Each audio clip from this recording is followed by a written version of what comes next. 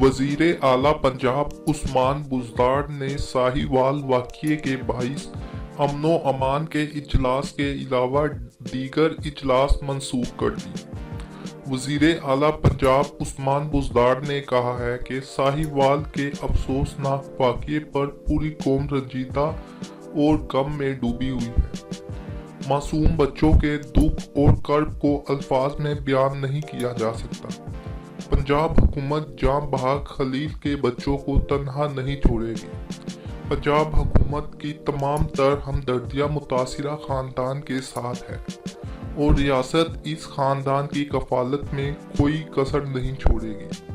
وزیر اعلیٰ نے کہا کہ جنہوں نے یہ ظلم کیا ہے وہ قانون کے مطابق سزا سے بچ نہیں پائیں گے۔